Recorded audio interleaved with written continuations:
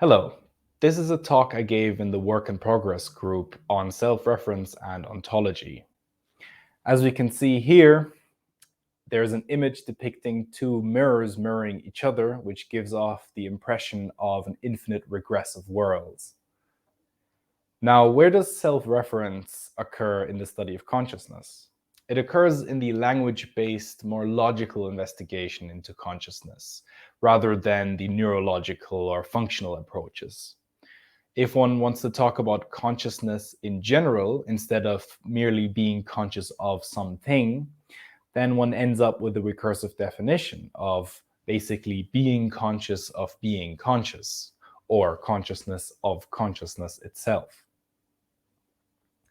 Now, this leads to many problems. A self-referential definition, a concept that refers to itself, leads to many kind of inconsistencies and paradoxes, as has been shown in naive set theory in mathematics. First of all, we've got the famous set of all sets, or the absolute A, which is a true subset of its power set P of A, and thus cannot be the set of all sets, but merely a subset of itself. As the absolute would need to contain itself, it represents a contradictory set containing itself.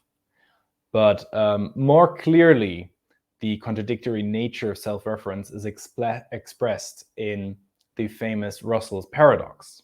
This is the second sentence where it says, the set of all sets that do not contain themselves must necessarily contain itself. This is exemplified by the famous notion of the barber who cuts the hair of all those people who don't cut their own hair. The question arises, who cuts the barber's hair? If he cuts his own hair, he doesn't. If he doesn't cut his own hair, he does. Thus leading to a paradoxy.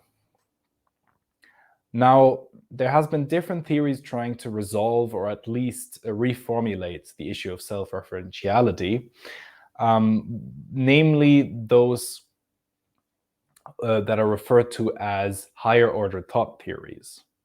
I have boiled them down to 4 progressive steps, beginning with where we've ended up with, that is A being conscious of A, so A containing A, containing A, containing A, and so forth, which has been attempted to be resolved by the strange loop, where A contains B and B contains A. So A is conscious of B, which in turn is conscious of A. Now, this has progressed to the so-called higher order thought theory, where there is a feedback loop of A being conscious by means of a superordinate thought A prime, which in turn is conscious by a superordinate thought A prime prime, and so on and so forth.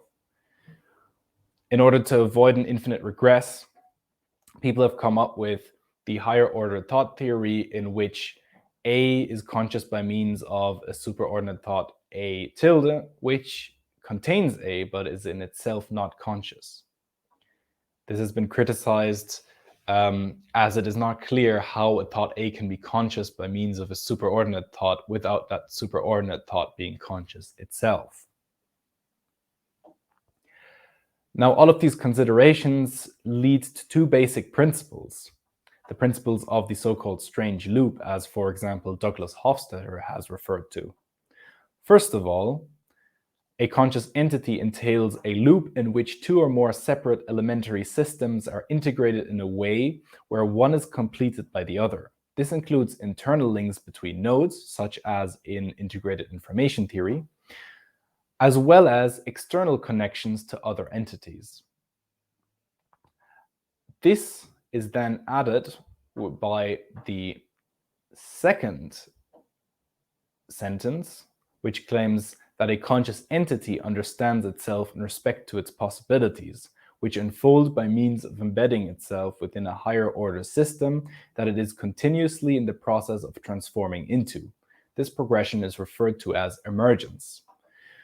So consciousness, or the self-referential concept, appears to be looping back whilst rising in levels. This is difficult to conceptualize, but has been depicted in various art forms, such, for example, M.C. Escher's drawings, where the drawing becomes that which draws, so it rises in orders of thought, however returns back to being a drawing. In the same way you get the Penrose stairs, which keep going upstairs, but somehow manage to loop back round to the point they have started in. I hope this was interesting and elucidated some considerations surrounding self-referentiality and consciousness, and I will see you next time.